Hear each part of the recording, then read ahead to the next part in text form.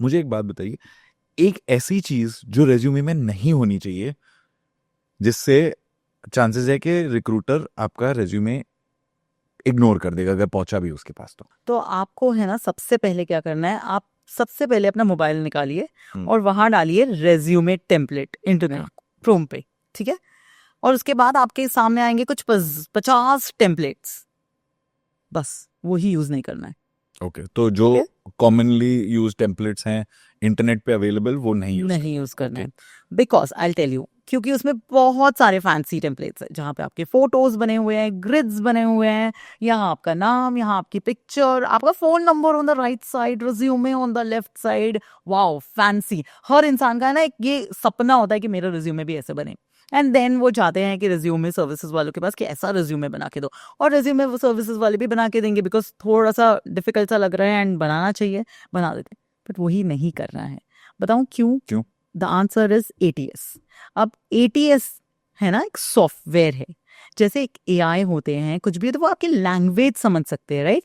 आप उसमें कुछ इस तरीके के ग्राफिक्स, टेक्स्ट और कॉम्प्लिकेटेड चीजें डालोगे ना, नहीं समझ सकते। इसलिए मोर देन 75% जो एलिजिबल लोग होते हैं, जो अपना दिमाग ज्यादा चला देते हैं इतना फैंसी रिज्यूमे बनाने के लिए, उनका रिज्यूमे ना ATS सीधा चक आउट, वो पहुंचता ही नहीं है। हो सकता है यहाँ 3 जन बैठे हैं, they are really worth it to be in my organization, पर उनका CV मेरे पास आएगा ही नहीं क्योंकि ATS ने चक इट आउट कर दिया है। सो बहुत प्लेन सिंपल रिज्यूमे हम यूज करेंगे, and for the benefits of your viewers and my viewers, I would definitely give you a link where they can go ahead and download that free resume template and just use that template. Okay. So point number 1, ऐसा fancy resume मत बनाओ, simple basic resume बनाओ जिसकी link हम उनको provide करेंगे and they can just download it. Okay, that's point number 1। Point number 2, आप अपने रिज्यूमे में जो बहुत सारे लोग चार्ट्स, पाई चार्ट्स ज्यादा फैंसी बनने के लिए वो सब यूज कर रहे हैं, दैट्स नॉट रिक्वायर्ड। आपको 1 पेज और रिज्यूमे रखना है। कितना? 1 पेज। 1 पेज और। Okay, 1 pager. 1 पेज और। बताऊं क्यों? क्योंकि है ना रेज्यूमे एक्चुअली आपकी मूवी नहीं है, आपकी मूवी आप हो, आपकी मूवी के हीरो आप हो। रिज्यूमे ना आपका ट्रेलर है। मैं आपका ट्रेलर देखने ही बैठी हूँ। आपको मूवी कब देखने जाऊंगी? जब मुझे मूवी देखने तब जाऊंगी जब मुझे ट्रेलर पसंद आएगा। जब मुझे ट्रेलर ही पसंद नहीं आएगा तो मैं मूवी क्यों देखने जाऊंगी?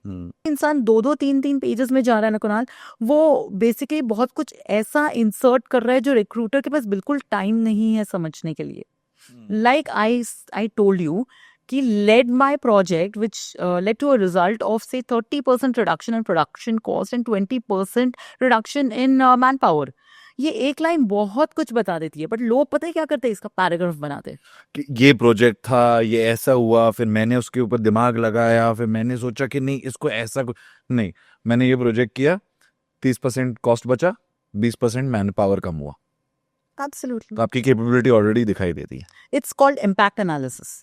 मुझे सिर्फ इम्पैक्ट देखना है आपके रिज्यूमे में, मुझे सिर्फ नंबर्स देखने हैं अपने रिज्यूमे में, मुझे सिर्फ देखना है कि आप अगर आ गए तो आप कितना मेजरेबल काम करने वाले हो। आपके 3 सेंटेंसेस के लाइन कि मैं टीम प्लेयर था, मैंने ये किया, मैंने वो किया, जरूरत नहीं है।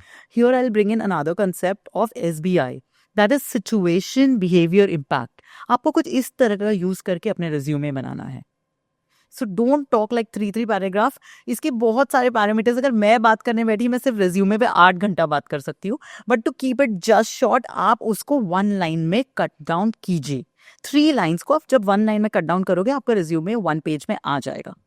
Okay, so that is point number 2। Point number 3 is fancy colours मत यूज करो। It's a professional resume. इस पॉइंट में मैं काफी कुछ इंक्लूड कर दूंगी। आपने 3 ही बोला है, but I can't stop it here, lot to my audience and your audience. Point number 3 में आता है कि कुछ फॉन्ट साइजेस होते हैं जो आपको यूज करने हैं, जैसे कि टाइटल का अगर आपने फॉन्ट साइज 16 ले लिया है तो अंदर के सब जो एलिमेंट्स आप लिख रहे हैं उसका फॉन्ट साइज 14 होना चाहिए।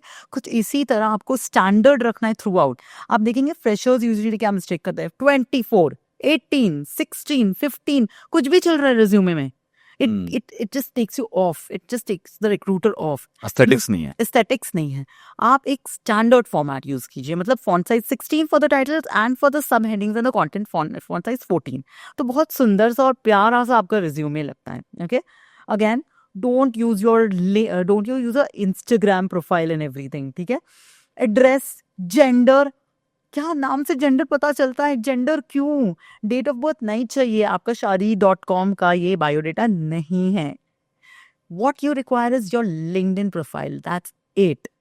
तो ये सारी चीजें जब आप कट डाउन कर दोगे ना, आपका रिज्यूमे अपने आप प्रॉपर्ली वन पेज में आ जाएगा. It look beautiful because I will have what I want. कि ये जो आपने मुझे समझाया है, लोगों को ये समझ में नहीं आ रहा है कि आपका रेज्यूमे आपके रिश्ते नहीं बना रहा है वहाँ पे. यस.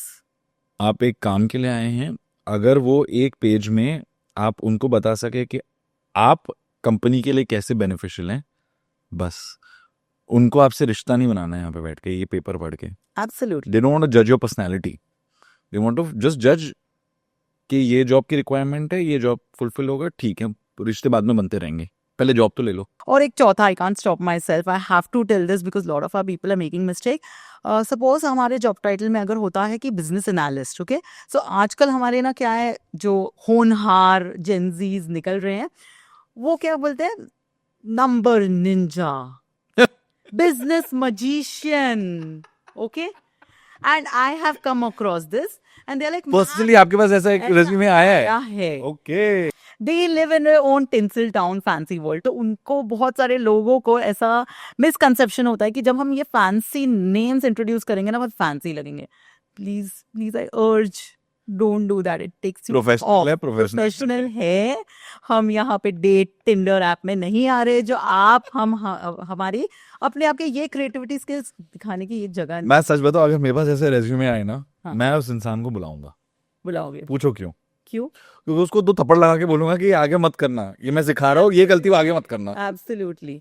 और ये मैं भी करती हूँ, ऑब्वियसली मैं थप्पड़ नहीं मारती, बट मैं उनको बोलती हूँ क्यों, why. So I couldn't stop myself, so I had to say this कि प्लीज व्यूअर्स ये गलती मत करना प्लीज. ओके.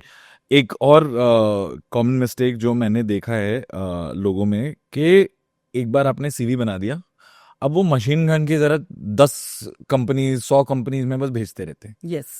जो कंपनी स्पेसिफिक टेलर नहीं करते हैं. वो क्या Correct. कितना इंपॉर्टेंट है, क्या उनको टेलर करना चाहिए कि एक जनरल सीवी हर जगह सब जगह चल जाता है? यस. सो कमिंग बैक, इसमें वापस से मैं 2 पॉइंट्स वापस मैं टेलर इन करना चाहूंगी कि आप जो अपना कोई भी कंपनी प्रोफाइल अगर आपके पास आता है, आप उसका जॉब डिस्क्रिप्शन रीड करना बहुत मस्ट है. मैं आपको बोलूँ ना, इट्स नॉट जस्ट फ्रेशर्स. मैंने इतने सारे एक्सपीरियंस लोगों के साथ डील कर रही हूँ, 12 ईयर्स ऑफ एक्सपीरियंस, जो जॉब डिस्क्रिप्शन नहीं पढ़ रहे. तो ये मैं ऑलरेडी बोल चुकी हूँ, बट उसमें से ना एक पॉइंट सिर्फ आपका टाइटल में नहीं इंक्लूड होगा. आपको अच्छे से रीड करना है. आप उन्होंने जो स्किल्स लिखे हैं ना, वो आपको अपने की स्किल्स सेक्शन में डालना है, whether it's your soft skills और whether your technology skills. Third thing, जो उनका बेसिक रिक्वायरमेंट है, कोई भी एक लाइन में उन्होंने अपना रिक्वायरमेंट मेंशन किया है, person capable of handling team across different locations in India as well as outside India.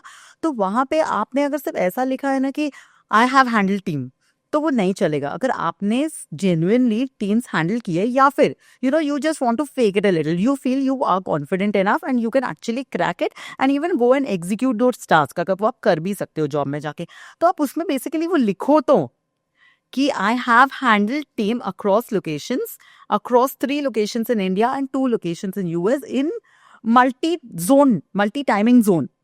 तो ये एक सिर्फ सिंपल एग्जाम्पल था कि आप अपना जॉब डिस्क्रिप्शन रीड करिए. अगर वो वैसा वाला काम ही आपने अपने स्किल सेक्शन में या अपने प्रोजेक्ट सेक्शन में नहीं डाला है, तो वो वर्क नहीं करेगा. और हो सकता है, again coming back, career journal, वैसा कुछ आपने किया होगा, लेकिन आप क्या कर रहे हो, बस वही रेज्यूमे को चला रहे हो. रेज्यूमे रेडी है, ओपनिंग आई है, भाई तू ले ले, ठीक है, आप 15 मिनट लेट भेजो, पर आपकी अपॉर्चुनिटी तो मत खो, जो शायद आपको 30, 40 से 50 या आप अगर लायक हो तो 70% इंक्रीमेंट दिला सकती है.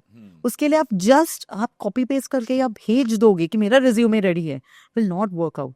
जेडी रीड करो, हर एक लाइन. आप इतना इंश्योर कर लो कि अगर उसमें 5 सेंटेंस दिए ना, 5 के 5 मेरे रिज्यूमे में आने चाहिए. नॉट नेसेसरी आपको सब कुछ ऑब्जेक्टिव एरिया में डाल देना है, आपको डिवाइड करना है, की स्किल्स में डालना है, प्रोजेक्ट में डालना है, अचीवमेंट्स में डालना है, मेजरेबल बनाना है, कुछ इस तरीके से करके. तो टेलरिंग करना जरूरी है. बहुत, आपको पूरा जॉब डिस्क्रिप्शन आपके सीवी में आना चाहिए.